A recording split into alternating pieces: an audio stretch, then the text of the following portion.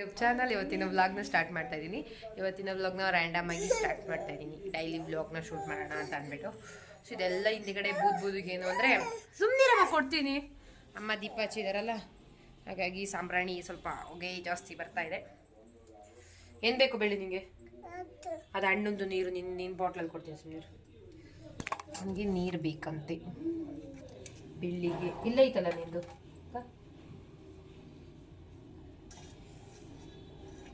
Dry pole ಕಾಣ್ತಾ ಇದ್ದೀನಿ.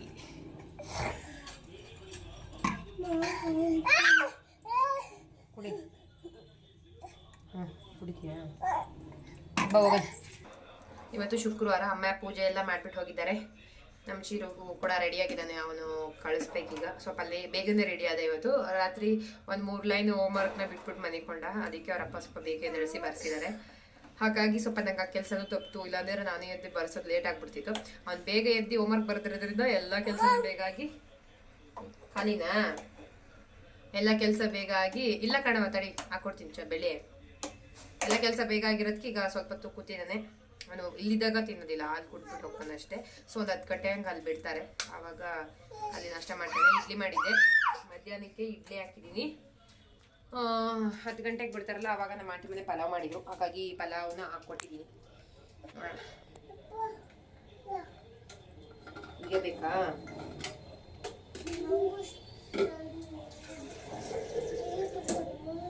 ಕೊಡಿ ಸಾಕು.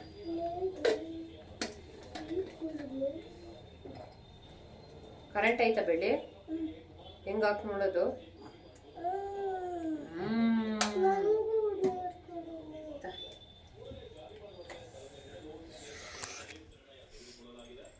ಬೈಕ್ ರೆಡಿ ಆಗು ಚಂದು, ಶೂ ಹಾಕೊಟ್ಟನ್ ಬಾ.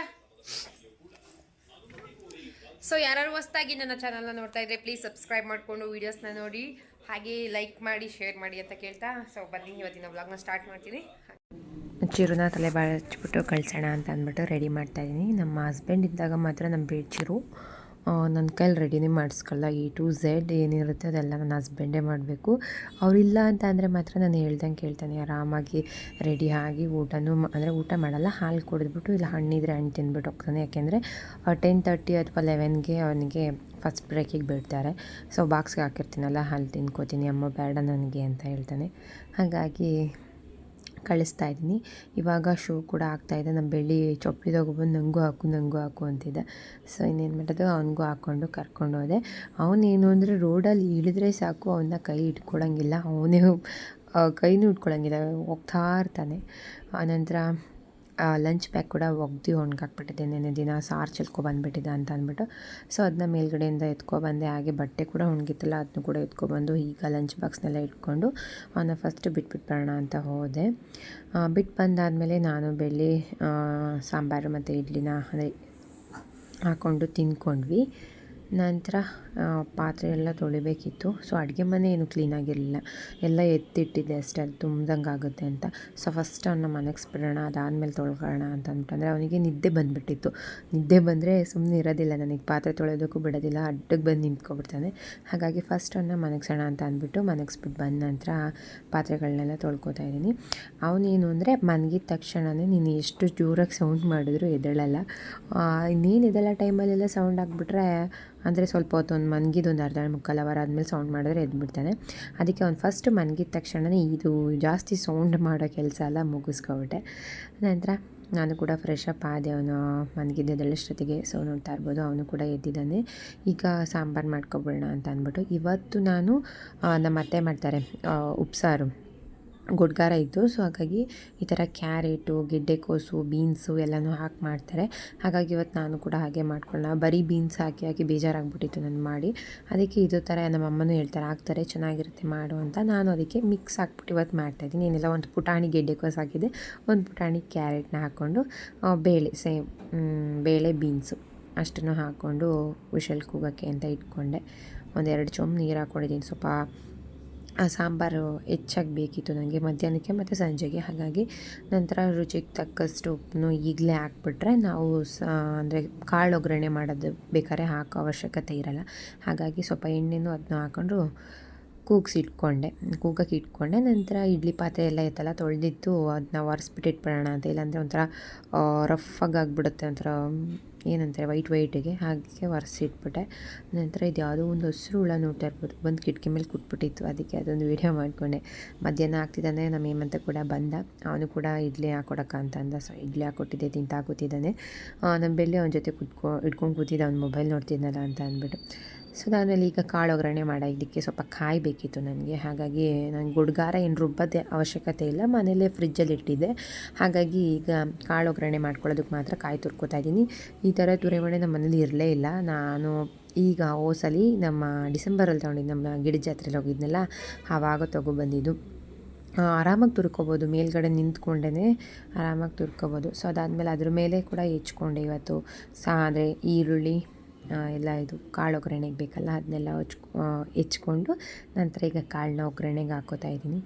ಸೊ ಸ್ವಲ್ಪ ಬೇಳೆ ಏನಾಗ್ಬಿಟ್ಟಿತ್ತು, ಸ್ವಲ್ಪ ಚೆನ್ನಾಗಿ ಬೆಂದ್ಬಿಟ್ಟಿತ್ತು. ವಿಷಲ್ ಹೊಡೆದ್ಮೇಲೆ ಒಂದು 2 ವಿಷಲ್ ಹೊಡೆಸ್ಬಿಟ್ಟು ಸಡನ್ನಾಗಿ ಎತ್ಬಿಡ್ತಿದ್ದೆ. ಬಟ್ ಇವತ್ತು ಮರ್ತ್ಕೊಬಿಟ್ಟೆ ಫುಲ್, ಅಂದರೆ ಸ್ವಲ್ಪ ಹೊತ್ತು ಆದಮೇಲೆ ಎತ್ತಿಲ್ಲ, ಇನ್ನೇನು ಸ್ವಲ್ಪ ಉಸಿರಿದ್ದಂಗೆ.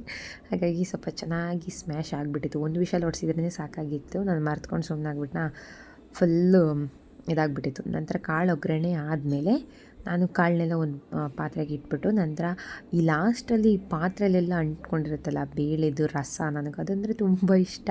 ಸೊ ನಾನು ಅದಿಷ್ಟಿದ್ರೆ ಕೂಡ ಊಟ ಮಾಡ್ಕೊಬಿಡ್ತೀನಿ. ಅದಕ್ಕೆ ಸಾಂಬಾರನ್ನ ಅದರೊಳಗೆ ಇನ್ನೊಂದು ಸ್ವಲ್ಪ ಹಾಕ್ಕೊಂಡು ಅಲ್ಲಾಡಿಸ್ಬಿಟ್ಟು ಕ್ಲೀನಾಗಿ ಉಯ್ಕೊಂಡೆ. ಅದನ್ನ ಇನ್ನೊಂದ್ಸಲ ಕೊದಿಸ್ಕೊಬಿಟ್ಟಿದ್ದೀನಿ. ನಂತರ ಊಟ ಎಲ್ಲ ಮಾಡಿಕೊಂಡು ನನ್ನ ಚಿರುನ ಕರ್ಕೊಬರೋಣ ಸ್ಕೂಲಿಂದ ಅಂತ ಅಂದ್ಬಿಟ್ಟು ಹೋಗ್ತಾಯಿದ್ದೆ. ನಮ್ಮ ಬೆಳ್ಳಿ ನೋಡಿ ಹೇಗೆ ಓಡ್ತಾ ಇದ್ದಾನೆ, ಅವನೇ ಓಡ್ತಾ ಇದ್ದಾನೆ. ಏನು ಅಂದರೆ ಅವ್ನು ಹಿಡ್ಕೊಳಂಗಿಲ್ಲ. ನಾನು ಮೆಟ್ಲಲ್ವಾ, ನೋಡ್ದೇ ಎಲ್ಲಿ ಕಾಲು ಇಟ್ಬಿಡ್ತಾನೆ ಅಂತ ಭಯ. ಇಲ್ಲಿಂದ ಒಂದು 4 ಮೆಟ್ಲಿದೆ. ಒಂದ್ಸಲ ಹಂಗೆ ಬಿದ್ದೋಗ್ಬಿಟ್ಟಿದ್ದ. ಸೊ ಭಯ ಆಗುತ್ತೆ, ಎಷ್ಟೊಂದು ಮೆಟ್ಲಿರುತ್ತೆ, ಏನಾದ್ರು ಏನು ನೋಡಿದ್ರೆ ಏನು ಮಾಡೋದು ಅಂತ. ಸೊ ಅದಾದಮೇಲೆ ಅವ್ರು ಕರ್ಕೊಬಂದಮೇಲೆ ಅವ್ರ ಪಾಡಿಗೆ ಅವರು ಆಟ ಆಡ್ತಾಯಿದ್ರು. ನಾನು ಇದು ಏನಿದೆ ಲೀವ್ಸ್ದು ಅದನ್ನ ಸ್ವಲ್ಪ ತೊಳೆದ್ಬಿಟ್ಟು ಹಾಕಿದ್ದೆ ಮನೆ ಕ್ಲೀನ್ ಮಾಡಿದಾಗ. ಅದನ್ನ ಏನು ಮಾಡಿದ್ದೀನಿ, ಎತ್ತಿಟ್ಟೇ ಬಿಟ್ಟಿದ್ದೀನಿ. ನಾನು ಹಾಕೇ ಇರಲಿಲ್ಲ, ಟೈಮ್ ಸಿಕ್ಕಿರಲಿಲ್ಲ ನನಗೆ. ಅದು ಇದು ಕೆಲಸ ಅಂದ್ಕೊಂಡು ಮರ್ತೇ ಹೋಗ್ತಿದ್ದೆ ಕೆಲವೊಂದು ಟೈಮು. ಅದಕ್ಕೆ ಚೆನ್ನಾಗಿ ಕಾಣುತ್ತೆ ಅಂತ ಅಂದ್ಬಿಟ್ಟು ಅದು ಸುಮ್ಮನೆ ಒಂಥರ ಬೋರ್ಡಂಗೆ ಕಾಣ್ತಿತ್ತು, ಅದಕ್ಕೋಸ್ಕರ ಹಾಕ್ಕೊಂಡೆ. ನಂತರ ನನ್ನ ಮಗಂದು ಒಂದು ಮೆಡಲ್ ಇದೆಯಲ್ಲ, ಅದ್ರ ಪಕ್ಕ ಒಂದು ಹಾಕಿದ್ದೆ, ಅಲ್ಲಿಗೂ ಒಂದು ಹಾಕ್ಬಿಡೋಣ ಅಂತ ಅಂದ್ಬಿಟ್ಟು ಹಾಕಿದೆ. ಅಡುಗೆ ಮನೆಗೂ ಕೂಡ ಹಾಕಿರಲಿಲ್ಲ, ಅದನ್ನು ಕೂಡ ಹಾಕ್ಕೊಂಡೆ, ಆದರೆ ವೀಡಿಯೋ ಮಾಡಿಕೊಡಿಲ್ಲ ಅಷ್ಟೇ. ಸೊ 2 ಲೀವ್ಸ್ ಏನೋ ಎಲೆಗಳನ್ನೆಲ್ಲ ಕಿತ್ತು ಹಾಕ್ಬಿಟ್ಟಿದ್ದಾನೆ. ನಂತರ ಸಂಜೆ ಆಗ್ತಿದ್ದಂಗೆ ಟೀನ ಕಾಯಿಸಿದೆ. ಕಡಲೆಪುರಿ ತಂದಿದ್ವಿ ದೇವಸ್ಥಾನದಿಂದ. ಸೊ ಕಡಲೆಪುರಿ ಹಾಕ್ಕೊಂಡು ಟೀ ಕಾಯಿಸ್ಕೊಂಡು ಕುಡಿತಾ ಇದ್ವಿ. ಅಮ್ಮ ಕೂಡ ಬಂದರು. ನಮ್ಮ ಮನೇಲಿ ಯಾವಾಗೆಲ್ಲ ಕಡಲೆಪುರಿ ತಿಂತಾ ಇರ್ತೀವಿ ಈ ಥರ ಎಲ್ಲ ಇದು ಕಮ್ಮಿ ಅಂತ ಹೇಳ್ಬೋದು. ಅವಾಗ ತಾನೇ ಹಾಕ್ಕೊಟ್ಟಿದ್ದೆ, ಅದಕ್ಕೆ ಅಷ್ಟು ಚೆಲ್ಲಿದ್ದಾರೆ. ಸೊ ತಿಂತ ಅಂತೂ ಮನೆ ತುಂಬ ಹಂಡಿಟ್ಟಿರ್ತಾರೆ. ನಾನು ಸಂಜೆ ಹೊತ್ತಲ್ಲಿ ದೀಪ ಹಚ್ಚೋದಕ್ಕೆ ಅಂತ ಅಂದ್ಬಿಟ್ಟು ಕಸ ಎಲ್ಲ ಗುಡಿಸಿರ್ತೀನಿ. ಆದರೆ ಟೀ ಮಾಡಿದ್ಮೇಲೆ ಈ ಥರ ಹಂಡ್ಬಿಡ್ತಾರೆ ಕಡಲೆಪುರಿ ಮಾಡಿದಾಗ.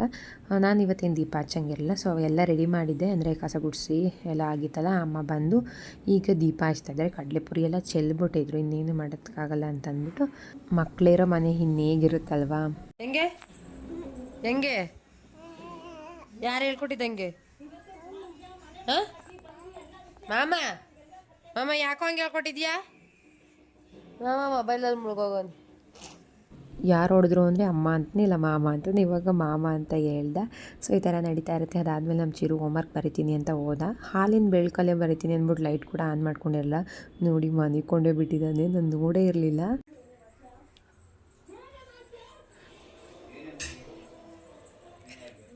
ಚಂದು, ಓಯ್ ಚಂದು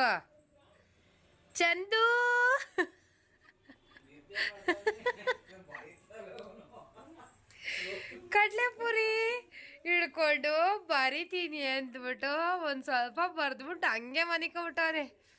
ಬರೆಯೋದು ಯಾರು? ಎದ ಬರೆದ್ಬಿಡು. ಚಲೋತದೆ.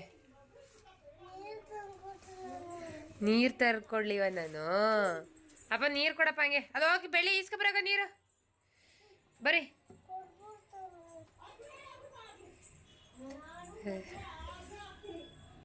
ನಮ್ಮ ಚಿರು 3 ದಿವಸದಿಂದ ಹಣ್ಣಬೇಕು ಅಂತ ಕೇಳ್ತಾ ಇದ್ದ. ಸೊ ಸ್ವಲ್ಪ ನೆಗಡಿ ಆಗಿಬಿಟ್ಟಿತ್ತು ಇಬ್ಬರು. ಹಾಗಾಗಿ ಹಣ್ಣ ಸ್ವಲ್ಪ ಸ್ಟಾಪ್ ಮಾಡಿದ್ವಿ. ಅದಕ್ಕೋಸ್ಕರ ಡೈಲಿ ಕೇಳ್ತಾ ಇದ್ದ ಅವ್ರ ಅಪ್ಪನ, ನೀನು ಯಾಕೆ ಹಣ್ಣು ಹಾಕಲ್ಲ 2 ಟೈಮ್ಗೂ ಅವನಿಗೆ ಅಂದರೆ ಊಟನೇ ಅಂದರೆ ಅನ್ನ ಅಥವಾ ರೊಟ್ಟಿ ಈ ಥರನೇ ಆಗ್ತಾಯಿದ್ದೆ, ಇಡ್ಲಿ ದೋಸೆ ಆ ಥರ. ಸೊ ಅದಕ್ಕೆ ಅವನಿಗೆ ಬೇಜಾರಾಗಿಬಿಟ್ಟಿತ್ತು. ನಂತರ ಅಣ್ಣ ಬಂದ್ವಿ ಅದಕ್ಕೆ ಇವತ್ತು. ಅಲ್ಲಿಂದ ಬರ್ತಾ ಗೋಬಿ ತಿಂದಂತೂ ತುಂಬ ದಿನ ಆಗಿಬಿಟ್ಟಿತ್ತು, ಒಂದು 6 ತಿಂಗಳ ಮೇಲಾಗ್ಬಿಟ್ಟಿತ್ತು. ಹಾಗಾಗಿ ಗೋಬಿನ ಕೊಟ್ಟಿಸ್ಕೊಬಂದು ತಿಂತಾಯಿದ್ದೀವಿ. ನಮ್ಮ ಬೆಳ್ಳಿ ನಿಜವಾಗ್ಲೂ ಇಷ್ಟು ಖಾರ ತಿಂತಾನೆ ಅಂದ್ಕೊಂಡಿರಲಿಲ್ಲ. ಸೊ ಒಂದೊಂದು ಚುಚ್ಕೊಂಡು ಆರಾಮಾಗಿ ತಿಂತಾಯಿದ್ದ. ನಂತರ ಇನ್ನೇನಿಲ್ಲ, ಅಡುಗೆ ಮಾಡಿಕೊಂಡು ಊಟ ಮಾಡೋಣ ಅಂತ ಅಂದ್ಬಿಟ್ಟು ಸ್ವಲ್ಪ ಮುದ್ದೆ ಕಮ್ಮಿನೇ ಒಯ್ದಿದೆ, ಗೋಬಿ ಎಲ್ಲ ತಿಂದಿದ್ವಲ್ಲ ಅಂತ ಅಂದ್ಬಿಟ್ಟು. ಇವತ್ತಿನ ವ್ಲಾಗ್ ಇಷ್ಟ ಆಗಿದ್ರೆ ಪ್ಲೀಸ್ ಲೈಕ್ ಮಾಡಿ, ಶೇರ್ ಮಾಡಿ, ಕಮೆಂಟ್ ಮಾಡಿ. ಇನ್ನೂ ಯಾರು ನನ್ನ ಚಾನಲ್ನ ಸಬ್ಸ್ಕ್ರೈಬ್ ಆಗದೆ ನೋಡ್ತೀರಿ ಪ್ಲೀಸ್ ಸಬ್ಸ್ಕ್ರೈಬ್ ಮಾಡ್ಕೊಂಡು ನೋಡಿ.